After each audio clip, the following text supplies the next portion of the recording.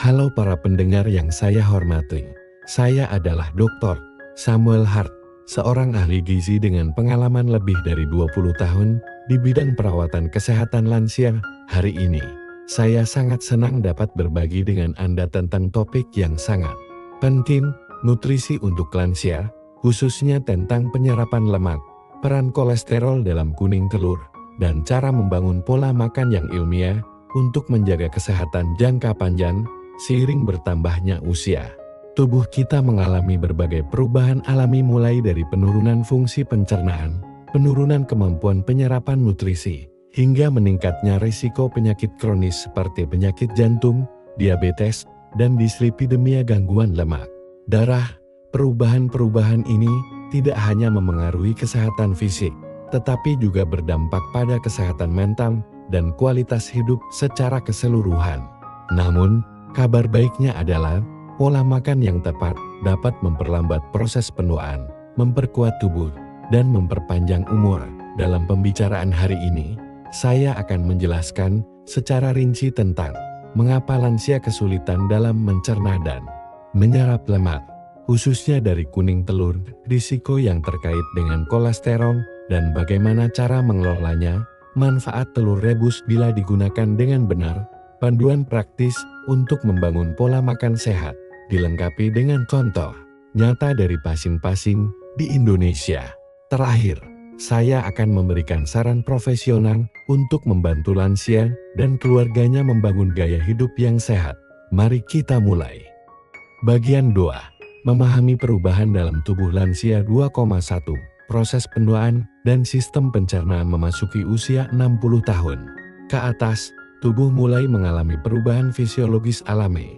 Salah satu perubahan yang paling signifikan adalah penurunan fungsi sistem pencernaan, penurunan sekresi cairan pencernaan, kelenjar air liur, asam lambung, dan enzim pencernaan seperti lipase yang berfungsi untuk memecah lemak bekerja kurang efisien.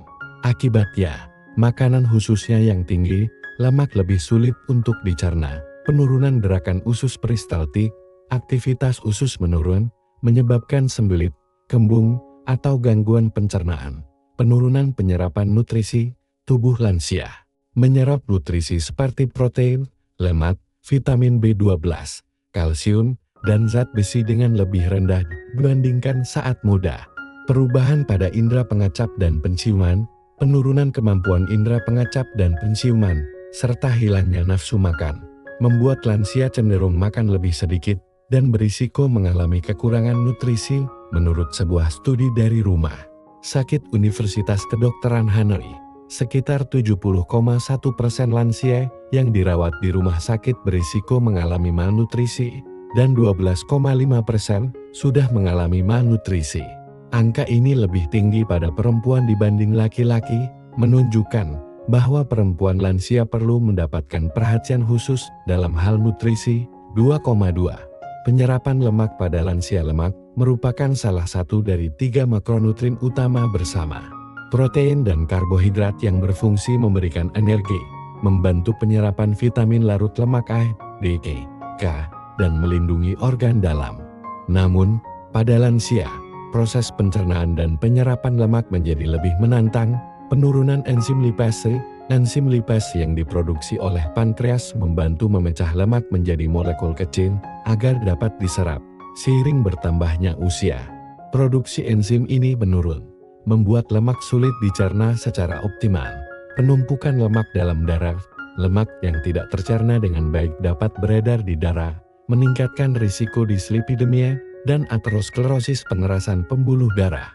Beban bagi hati dan ginjal, lemak jenuh dan kolesterol dari makanan seperti kuning telur, bila dikonsumsi berlebihan, dapat memberi beban pada hati dan ginjal, terutama bagi yang sudah memiliki riwayat penyakit. 2.3. Peran kolesterol dalam pola makan. Kolesterol adalah jenis lipid yang dibutuhkan tubuh untuk membentuk membran sel, memproduksi hormon, dan mendukung fungsi otak. Namun, ada 2 jenis kolesterol utama. LDL kolesterol jahat. Bila terlalu banyak LDL dapat membentuk plak di arteri, menyebabkan penyumbatan, serangan jantung, atau stroke. HDL kolesterol baik HDL membantu mengangkut kelebihan kolesterol dari darah kembali ke hati untuk dibuang. Kuning telur mengandung sekitar 186 mg kolesterol yang mencakup sekitar 60% dari kebutuhan harian maksimal 300 mg hari untuk orang sehat. Bagi lansia dengan riwayat penyakit jantung atau dislipidemia, konsumsi kuning telur berlebihan dapat meningkatkan kadar LDL dan membahayakan kesehatan. Namun, tidak semua kolesterol dari makanan bersifat buruk. Penelitian terbaru menunjukkan bahwa dampak kolesterol dari makanan terhadap kadar kolesterol darah tergantung pada banyak faktor, termasuk genetik, gaya hidup, dan pola makan secara keseluruhan.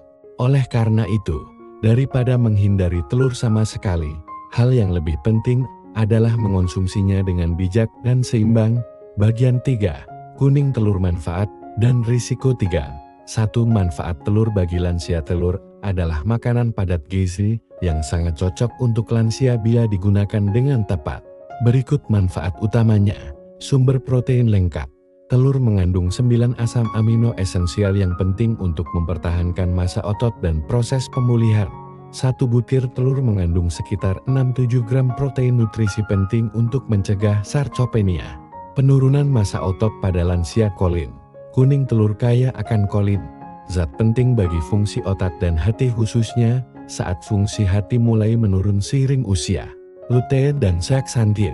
Antioksidan ini mendukung kesehatan mata, mengurangi risiko katarak dan degenerasi makula. 2 masalah umum pada lansia. Vitamin B12 dan D membantu sistem kekebalan tubuh dan menjaga kekuatan tulang. Mudah dicerna. Telur rebus merupakan pilihan yang lebih mudah dicerna. Sangat cocok untuk sistem pencernaan lansia yang lemah. Menurut para ahli, mengonsumsi 2-3 butir telur per minggu masih aman untuk sebagian besar lansia, asalkan tidak memiliki penyakit jantung atau gangguan lemak darah yang berat. 3. Risiko kuning telur. Meskipun bermanfaat, kuning telur mengandung kadar kolesterol tinggi, sehingga menimbulkan risiko tertentu bagi beberapa lansia. Peningkatan kolesterol LDL, seperti disebutkan sebelumnya. 1 kuning telur mengandung sekitar 186 mg kolesterol. Pada individu yang sensitif terhadap kolesterol atau memiliki penyakit jantung, diabetes, atau dislipidemia, ini bisa meningkatkan LDL, beban pada sistem pencernaan. Kuning telur kaya lemak dan bisa lebih sulit dicerna dibanding putih telur, terutama bila dimasak dengan cara tidak sehat seperti digoreng. Interaksi dengan penyakit penyerta. Bagi mereka yang menderita penyakit hati, ginjal, atau gangguan lemak, konsumsi kuning telur berlebihan dapat memperparah kondisi kesehatan mereka. 3,3. Cara memasak telur yang aman dan sehat. Untuk mengoptimalkan manfaat dan meminimalkan risiko dari konsumsi telur, cara memasak sangatlah penting. Rebus matang sedang 7-10 menit. Telur rebus yang tidak terlalu keras mempertahankan nutrisi maksimal. Kuning telurnya tidak kering dan lebih mudah dicerna. Hindari menggoreng. Metode menggoreng menambah lemak jenuh dan kalori, meningkatkan beban bagi sistem pencernaan dan jantung. Kombinasikan dengan sayuran hijau. Sayuran kaya serat membantu mengurangi penyerapan kolesterol dan mendukung pencernaan. Batasi kuning telur bila perlu. Untuk mereka yang berisiko tinggi terhadap kolesterol, disarankan mengonsumsi putih telur atau telur rebus lunak secara bergantian. Bagian 4. Pola makan ilmiah untuk lansia. 4,1. Prinsip dasar gizi seimbang untuk menjaga kesehatan dan mendukung fungsi pencernaan. Lansia perlu mengikuti prinsip-prinsip berikut. Seimbangkan kelompok zat gizi, cukupi kebutuhan protein 60-70 gram hari, 30% dari hewani. Lemak utamakan lemak tak jenuh dari minyak nabati, ikan, karbohidrat dari biji-bijian utuh, ubi, dan serat 25-30 gram hari. Bagi porsi makan, daripada 3 kali makan besar, bagi menjadi 4-6 kali makan kecil untuk mengurangi tekanan pada sistem pencernaan. Batasi garam dan gula, maksimal 5 gram garam hari, dan hindari gula cepat serap seperti permen dan minuman manis untuk mengontrol tekanan darah dan kadar gula darah. Minum cukup air. 1,52 liter air per hari mendukung pencernaan dan detoksifikasi. Teh hijau atau teh herbal bisa menjadi alternatif sehat. Prioritaskan makanan mudah cerna. Pilih metode memasak seperti merebus, mengukus, atau membuat sup untuk mengurangi beban sistem pencernaan. 4,2. Peran serat-serat berperan penting dalam merangsang gerakan usus dan mencegah sembelit, mengurangi penyerapan kolesterol dan trigliserida, menjaga kesehatan jantung, menstabilkan kadar gula darah. Sangat baik untuk penderita diabetes. Contoh makanan tinggi serat, sayuran hijau, bayam, daun katuk, brokoli, seledri, buah-buahan, apel, pir, jambu biji, alpukat, biji-bijian utuh, oat, beras merah. 4. 3. Lemak. Sehat lansia sebaiknya mengonsumsi lemak tak jenuh seperti minyak zaitun, minyak wijer, minyak kedelai, ikan berlemak tinggi omega 3, salmon, makarel, tuna, kacang-kacangan, almond, kacang tanah, kenari. Hindari lemak jenuh dari lemak hewani, jeroan, dan makanan gorengan. 4. Makanan yang harus dihindari bagi lansia dengan penyakit jantung, diabetes, atau gangguan lipid. Hindari jeroan hewan. Kurangi konsumsi daging merah dan olahan sosis, daging asap. Batasi makanan cepat saji dan gorengan. Hindari minuman manis dan alkohol. Bagian 5. Studi kasus dari pasien di Indonesia untuk memberikan gambaran nyata tentang penerapan pola makan sehat. Berikut 3 kisah nyata dari pasien saya di Indonesia. 51. Pasien 1. Ibu Sari, 68 tahun, dislipidemia. Ibu Sari tinggal di Jakarta, didiagnosis gangguan lemak darah 5 tahun lalu.